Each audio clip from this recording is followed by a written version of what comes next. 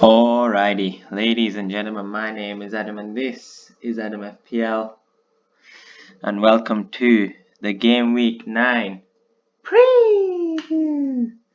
Just had a bit of sunlight in here. Oh, beautiful.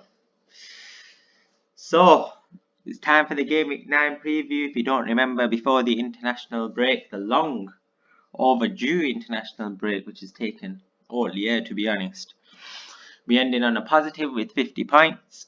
And now we're going to look into my team for game week 9. We'll start off with Nick Pope in goal away to Leicester. Difficult fixture, not really expecting too much, but that's the point of a 4.5 million goalkeeper. His price has gone up to 4.7, so my team value has gone up as well. If I could get some sort of save points or something, I would be happy with that. Then we have Soyboy at the back, at home to Burnley, a good fixture against Pope. I think there probably will be a clean sheet either from Leicester or from Burnley, so I'm happy to play both of them. Then we have Diego Rico at home to Norwich. Bournemouth haven't kept a clean sheet this season, but Norwich have conceded that many goals. I'm hoping that Diego Rico can get an attacking return, whether that be an assist from a set piece or even a goal. The alternative would be Diop, Papa Bouba Diop on the bench. Away to Everton, actually a decent fixture come to think of it, because Everton are struggling right now in terms of goals. So it's really a toss-up between Diop and Rico at the moment. I'm going for the more riskier option in Rico, I think, especially with the home fixture. I think I'm going to start Rico over Diop. Then we have Otamendi away to Crystal Palace. Crystal Palace don't score that many goals, so I'm hoping he can get a clean sheet. I still look at their next three: Villa at home and Southampton at home, and I think there's clean sheets in that, so I'm going to keep him for those 3 weeks. Then we have Mason Mount at home to Newcastle United. Good fixture. He's been really good, and his price has shot up since I bought him in, and I've got no issues there, no queries at all. Then we have Heung-min Son at home to Watford. There are rumours that he might have a knock or that he might not start because of international duty. So I'm not sure what to do with him right now.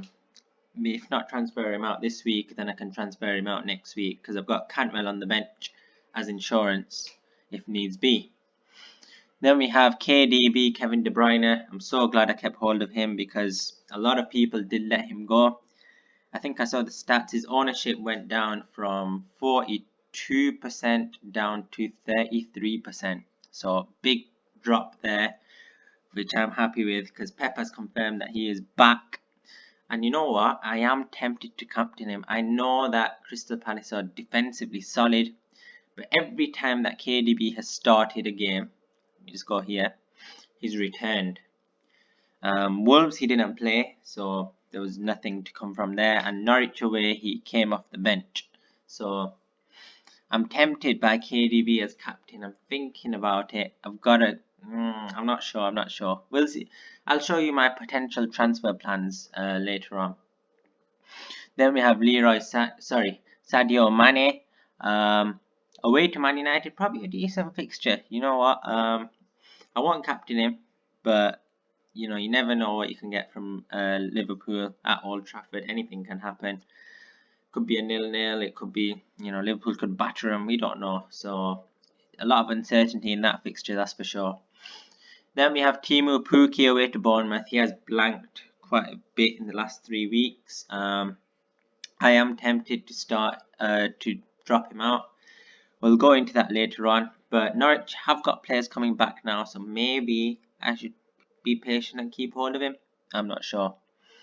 Then we have Pierre-Emerick Aubameyang, Clark Yang. Last week I bought him in as a 1-week punt at home to Bournemouth. Captained him, he failed to deliver. But I look at those fixtures and I just think long term he's probably better than Aguero, especially with the potential that Aguero may or may not start games. So that's probably in my head right now. And his value's gone up as well by 0.1. So I'm not sure. I might keep hold of him. I think this week I will keep hold of him. I know Sheffield United are very defensively resolute, but Aubameyang, we know how clinical he is in front of goal. He's not somebody who gets a lot of shots off, but when he does get shots, he takes them and he puts them away. Then we have Tammy Abraham, potentially captain material. I think he is the most captain player this week, so I don't want to captain him, to be honest. Home to Newcastle. I mean, it depends what Newcastle turns up, really. You can see the solid Newcastle where they beat United, and they beat Tottenham away from home. Or you could see the Newcastle that just completely gets split open, like away to Leicester 5-0 a couple of weeks ago. So I'm not sure what to expect. I don't know if I want to captain Tammy, to be honest. So yeah, we'll get into captaincy later on. Right now I'm going to keep it on KDB, I think, but we'll get into that. On the bench we have Cantwell. He's fit now, so he will be on the bench in case Sonaldo does not play. We also have Diop, who I said, yeah, I'm going to start Rico over him. And Lundstrom, well, I'm hoping Aubameyang returns, so that's why I'm benching Lundstrom. Onto my transfer plans this week. The only players I've got doubts about, really, my defense is more or less, I've not got any issues with that at the moment. I don't think a Liverpool player is needed because Liverpool have got a tough run. But I'm thinking, well, Cantwell's a doubt. I'm not sure about him. Maybe I might keep him as a bench player. I'm not sure. But the two main players that I am considering taking out are Son and Pukki. Now, in terms of replacements for Son, I could upgrade to Sterling, but then it goes against my whole wildcard thing where I took him out. Yeah, I'm tempted by Sterling. I'm not too sure just yet. We'll have to see what happens. What I could do is do that, increase to Sterling, drop Aubameyang down to Vardy, maybe. Get this in, Jamie Vardy. And then that gives me 7.8 to play around with, which is a bit of an awkward price, to be honest. But yeah, it's difficult. It is difficult. I'm not sure what I'm going to go with right now. In terms of replacements for Son, we've got Riyad Mahrez. I'll go to my watch list here. I'll show you my watch list on the right. So Sterling could be one. We could downgrade to Riyad Mahrez. Yeah, that's a risky one as well, to be honest, because yeah, whether Pep's going to start him or not, I guess that's the question there. James Maddison, that's a player that I do want to bring in. I think Leicester have got a really good run coming up. They've had a tough run, to be fair. They've played United, Tottenham, Liverpool, Chelsea in the first 8 games. So I might try and fit in James Maddison. It'll give me some money to play around with, that's for sure. But I am going to keep Son this week. I think I will. But the player I really want to bring in this week, and you know what? I might just do it. And that's going to be Callum Wilson. I've just got a gut feeling he's going to smash it this week at home to Norwich. He's the player with form right now, and you've got to go with players with form. And Pukki is out of form. Maybe it's a dumb decision to take him out, and I'm hoping it's not. But I do think Callum Wilson is a solid player to have at the moment. You look at his next 5. United at home, not really considered a difficult fixture, in my opinion.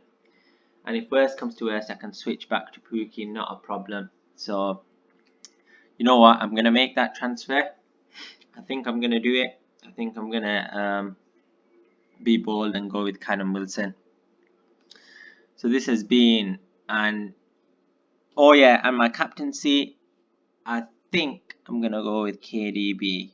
Possibly Wilson, I'm not sure.